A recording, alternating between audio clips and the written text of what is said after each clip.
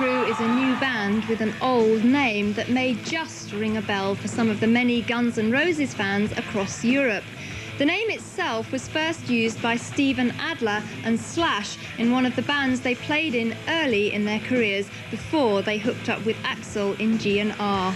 Now, there's no need to tell you their exploits in the world's most dangerous band, but what has Steven Adler been up to since his acrimonious split from the Gunners? Well, that's where the Road Crew connection comes in, because it's the latest project that he's involved with, along with singer Davey Vain, following the fragmentation of his band, Vain.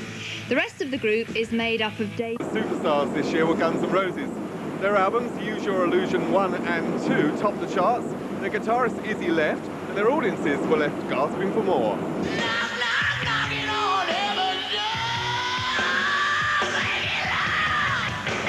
The band began the year at January's Rock in Rio festival with 2 new members in tow, keyboardist and occasional conga man Dizzy Reed and former Cult drummer Matt Sorum. And it ended up being the best thing that's ever happened to the band. You know, it made us a lot stronger as a group. You know, we got to be friends again in a different way because the tensions to make a new album have been so hard on us in LA. You know, we're getting it done, but, you know, we really ended up needing this. It was kind of therapeutic. Then came promises of a tour, for which the Guns warmed up with a blitz of one-night mini-dates that ripped through San Francisco, Los Angeles, and New York City.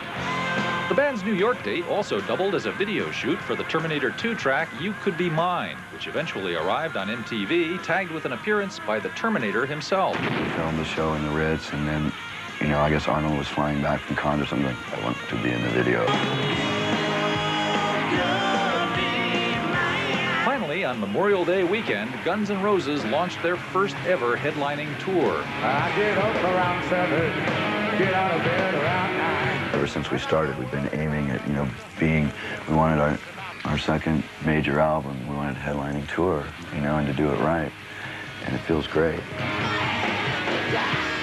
In a lousy season for concert tours, the Guns N' Roses show, with Skid Row opening up, prospered. And of course, there was never a dull moment. Every show, it seemed, featured an Axl Rose rant or two, and in St. Louis, after he jumped into the crowd to protect a fan or grab a camera or something, an actual riot ensued, resulting in 15 arrests, 80 injuries, a purported $200,000 worth of property damage, and the band's most heartfelt thanks in the notes to its next album. In the great tradition of Jerry Lee Lewis, the Rolling Stones, and Led Zeppelin, trouble was Guns N' Roses' constant companion. They were fined by local officials in New York and Indiana and sued by their former drummer, Steven Adler, who charged that they'd encouraged his incapacitating heroin addiction. But the band roared on, bringing its world-beating sound to Europe in August, and at every stop along the way, insisting that its long-delayed brace of Use Your Illusion albums would be coming out real soon. I just want to get it as soon as possible. Thought-provoking, violent, and negative. Finally, on September 17th, 1.5 million fans across the country lined up at record stores to actually buy Use Your Illusion 1 and/or 2.